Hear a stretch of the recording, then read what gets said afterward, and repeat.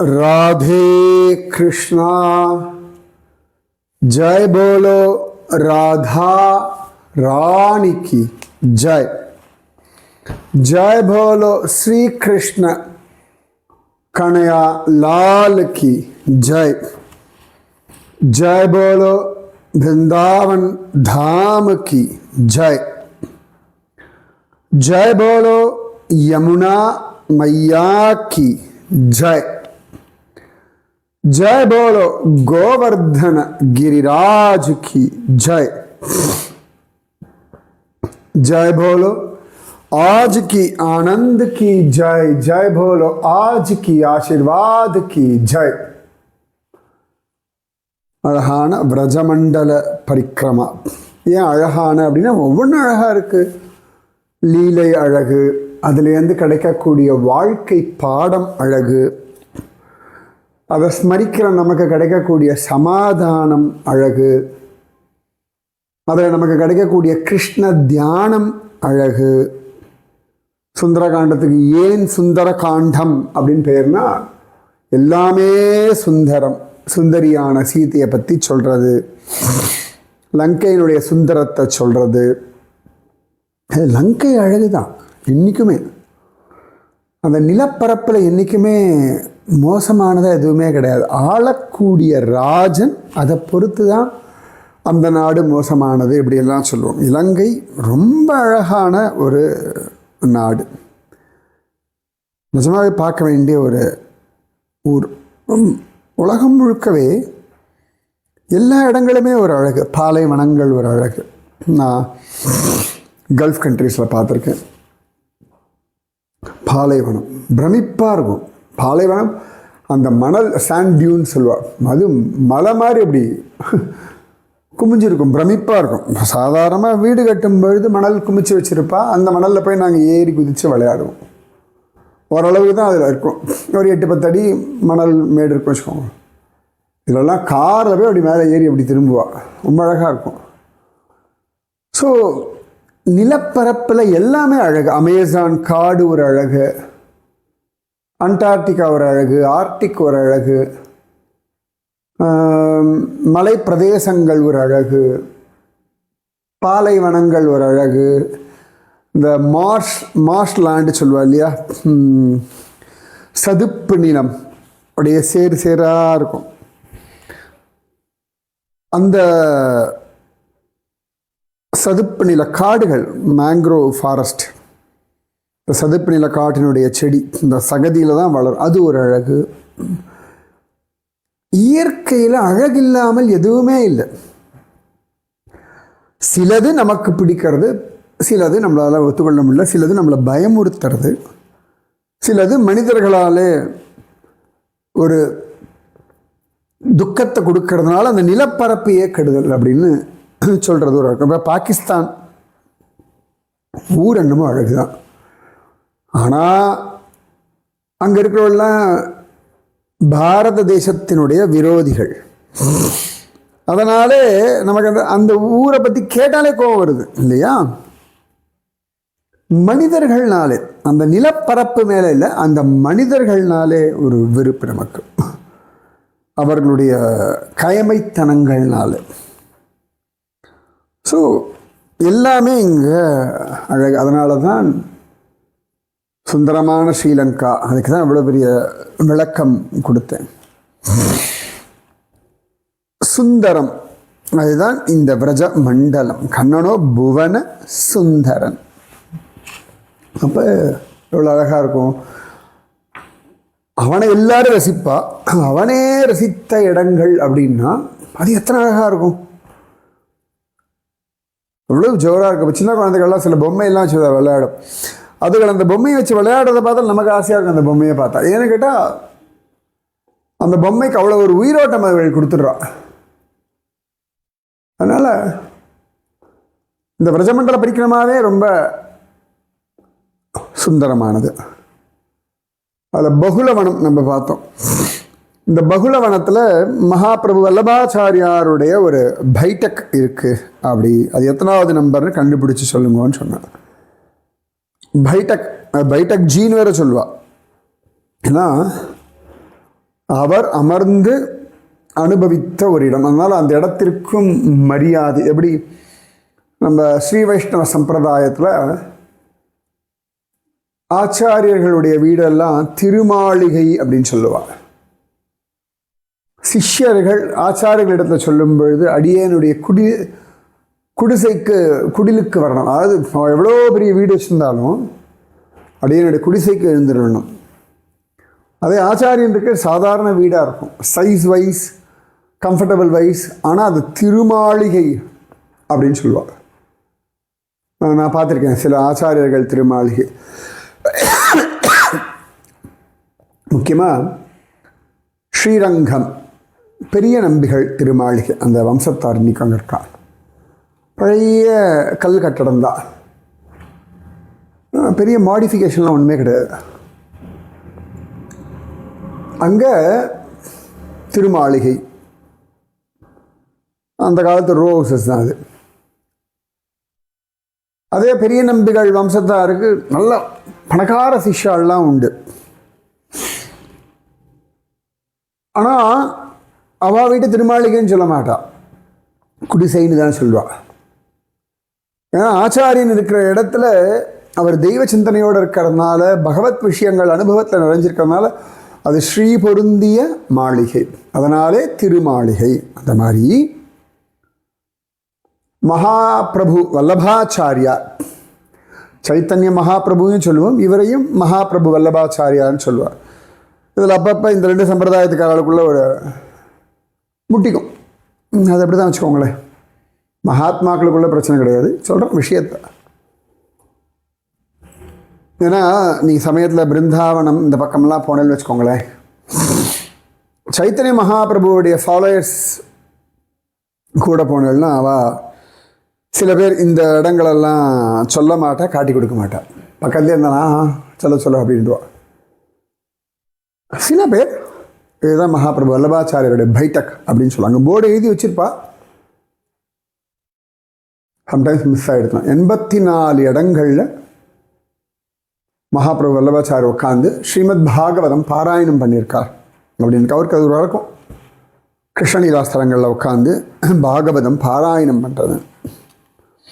அதில் மொத்தம் 84 இது 8வது பைட்டக், அது பைட்டக் ஜி அப்படின்னு சொல்லுவோம். நீ சொல்லும்பொழுது ஸ்ரீ பகுலவன பைட்டக் ஜி 8வது நம்பர். இந்த இடத்துக்கு வந்திருக்கார் மகாபிரபு வல்லபாச்சாரியார். 3 நாள் இங்கே தங்கியிருக்கார், பாகவதம் வாசிருக்கார். அப்போ அந்த அக்கம் பக்கத்தில் இருந்த பிராமணர்கள் மகாபிரபு வல்லபாச்சாரியார் இடத்துல வந்து ரொம்ப வருத்தப்படுற, இங்கே ஒரு முசல்மான் ராஜாவாக இருக்கார், எங்களை வந்து இந்த வகுலா அந்த நேதி ஃபோட்டோலாம் போட்டிருந்தோம் இல்லையா, கிருஷ்ணன் பக்கத்தில் ஒரு மாடு நிற்கிற மாதிரி, அதுதான் பகுலா, அதுதான் வகுலா. அந்த மாதிரி அதை பூஜை பண்ண விட மாட்டேங்கிறார். அந்த ராஜா கிண்டலாக சொல்கிறான், இந்த கல்லாலான மாடு புல்ல தின்னா நீங்கள் பூஜை பண்ணலாம், ஏன்னா அவள் வழக்கப்படி சிலையை வணங்குதல் கூடாது. அப்போ மகாபிரபு ராஜா கூட்டிட்டு வாங்கோ, நான் இந்த பகுலா பகுலா தான் சொல்லுவா, பகுலா சொல்ல மாட்டா, அழைச்சிட்டு வாங்கோ, அவன் சொன்னதை நடத்தி காட்டுறேன்னு சொல்லிட்டு அந்த ராஜா வரான், கிண்டலாக தான் வரான். உடனே மகாபிரபு வல்லபாச்சாரியார் புல்லை எடுத்து கொடுக்க அந்த வகுல கல்லாலான சிலைன்னு சொல்லாமா, மூர்த்தி, சிலானாலே கல் தான், கல்லாலான மூர்த்தி அழகாக ஜம்முன்னு இவர் கொடுத்த புல்லை வாயை திறந்து வாங்கி சாப்பிட்டது. அசந்தே போயிட்டான், காலில் விழுந்துட்டான். உடனே மகாபிரபு வல்லபாச்சாரிய இடத்துல நீங்கள் என்ன சிஷ்யனாக ஏற்றுக்கோங்கன்னுட்டான். மகாபிரபுலாம் காம்பீரியம் ஜாஸ்தி. அவர் சொன்னார், இந்த ஜென்மாவில் நடக்காது, அடுத்த ஜென்மாவில் நீ சிஷ்யனாகலாம் அப்படின்னு சொன்னார். இந்த ராஜா மேலே ரொம்ப மரியாதையோடு இருந்தான். ஒரு காலகட்டத்துக்கு அப்புறம் அவன் உசுறு போச்சு. அவன் அடுத்த ஜென்மாவில் ஒரு போட் மேனாக வந்தான், மேகாதிமார் அப்படின்னு. அவன் பின்னாடி காலத்தில் மகாபிரபு வல்லபாச்சாரியருடைய பிள்ளை விட்டல்நாத்ஜி அவரிடத்தில் அவன் சிஷ்யனாக ஆனான் அப்படின்னு இந்த பகுலவன பைட்டக் மகாத்மியத்தில் காண கிடைக்கல. ஸோ 8ஆம் நம்பர் பைட்டக். நிறைய பேர் கரெக்டாக 5 நிமிஷம் தான், சில பேர் நான் குழப்பம் கன்ஃபார்மாக கன்ஃபார்ம் பண்ணுங்கோ 8 தானா அப்படின்னு நான் கொஞ்சம் படித்தேன். அது எத்தனை தடவை கேட்டாலும் அதில் அந்த சந்தேகம் வராதபடி இருக்கணும். ஓகேவா? இதுதான் பகுலவனம். நம்ம நித்திய பகுலவனம் தாண்டி நாராயணபுரா, மாகேரா வரலையோ, நாராயணபுரா வரைக்கும் வந்தோம். அடுத்து இங்கேருந்து நம்ம போகிறது மாகேரா அப்படின்னு ஒரு இடம். மகேரா அப்படின்னு சொல்லுவோம். நிறைய தமால மரங்கள் இருந்த ஒரு இடம். இந்த இடத்துல அப்பப்போ ராதையும் கிருஷ்ணனும் மீட் பண்ணுவார்கள். அவர்களுடைய சந்திக்கக்கூடிய ஒரு இடங்களில் இதுவும் ஒன்று முக்கியமான இடம். தமால விருட்சம் ரொம்ப அழகாக இருக்கும். தமால விருட்சம் பச்சை பசேல்னு இருக்கும். அதனுடைய அந்த அடிமரம் இதெல்லாம் அப்படியே நல்லா டார்க் கலரில் இருக்கும். ஸோ கண்ணன் போல் ஃப்ரெஷ்ஷாகவும் இருக்கும், அந்த ஒரு டார்க் காம்ப்ளெக்ஷனோடு இருக்கும். நந்த கிராமத்திலிருந்து அக்ரூரர் கிருஷ்ணனையும் பலராமனையும் அழைச்சிட்டு வரார். இந்த வழியாக வரும்பொழுது கோபிகள் ஃபாலோ பண்ணிட்டே வரா. நந்த கிராமத்தில் போகாதேன்னு. சில கோபிகள்லாம் ரதத்தின் நடுவில் குதிக்கிறாளாம், உசுரே போயிட்டோம் கிருஷ்ணனை பிரிஞ்சிருக்கிறத விட. அப்படியெல்லாம் கண்ணு விட்டுருவானா? உன் பிரிவே வேண்டாம் உசுரை விடுறேன்னா அது சொல்லிட்டோம்னாலே வம்பிடிச்சிருவான். உசுரை விடவே முடியாது. சாதாரணமாக இருந்தால் கூட சரி உசுரை விட்டுன்னு சொல்லுவான். இந்த மாதிரி வசனம் எல்லாம் பேசியாச்சுன்னா ரொம்ப கஷ்டம் கண்ணன்கிட்ட. அதெல்லாம் ஒன்றும் பண்ண முடியாது. அவெல்லாம் ரொம்ப நொந்து போய் அழுது இல்லை கண்ணப்பறம் சமாதானப்படுத்தினான். இருங்க எல்லாம் பக்தி பண்ணிருங்க வரேன் அப்படின்னு சொல்லிட்டு போயிட்டான். ஸோ அப்படி ஒரு இடம். இந்த இடம் தான் மகேரா அப்படின்னு காண கிடைக்கிறது. ஓகேவா? அப்படி ஒரு இடம் இந்த மகேரா அப்படின்ற ஒரு ஸ்தலம். அப்புறமா இந்த மகேரா அதை சுற்றிலாம் நிறைய தமால வனங்கள் இருக்குது. அதாவது தமால வனம்னு பேர். இன்றைக்கி தமால மரங்கள்லாம் இல்லை, ஆனால் அந்த இடத்துக்கு பேர் தமால வனம் அப்படின்னு இன்றைக்கும் பேர். அடுத்தது இங்கேருந்து கொஞ்சம் தள்ளி போனோம்னா அந்த பாட்டி சொன்னோம் இல்லையா, பகுலவனம். அதிலே 2.5 கிலோமீட்டர் தள்ளி வந்தால் சக்னா அப்படின்னு ஒரு இடம். இந்த இடத்துல ஒரு பழைய சங்கர்ஷண பகவானுடைய மூர்த்தி கோவில் இருக்குது. சங்கர்ஷணன் அப்படின்னா தாவுஜினா மூத்த அண்ணான்னா பலராமண்ணா. இங்கே பக்கத்தில் இருந்த ஒரு குண்டத்தில் இருந்த அந்த மூர்த்தி கிடச்சிருக்கு. அதனால் அதுக்கு பேர் சங்கர்ஷண குண்டம், பலபத்ர குண்டம் அப்படின்னு சொல்லுவாள். இதெல்லாமே பகுலவனத்துக்குள்ளே இருந்த இடம்தான் அப்படின்னு சொல்லி அவர்கள் சொல்கிறார்கள். சரியா? சில பேர் இந்த இடத்துல தான் பலராமன் கிருஷ்ணனுக்கெல்லாம் கோபிகள் மோரெல்லாம் கொடுத்தார்கள். தமிழில் தோணும் கொண்டு கொடுப்பாங்க. ஏற்கனவே நான் ஒரு இடம் சொல்லியிருக்கேன், இந்த கோபிகள் கிருஷ்ணன் பலராமனுக்கெல்லாம் மோர் சாப்பிட்ட இடம்னு ஒரு இடம். இது வேறு இடம் அப்படின்னு காண கிடைக்கும். ஓகேவா? ஒருவேளை நான் ஏற்கனவே சொல்லியிருக்கேனான்னு தெரில, இருந்தாலும் பரவாயில்ல கேட்டுக்கோங்க. அடுத்தது மயூரா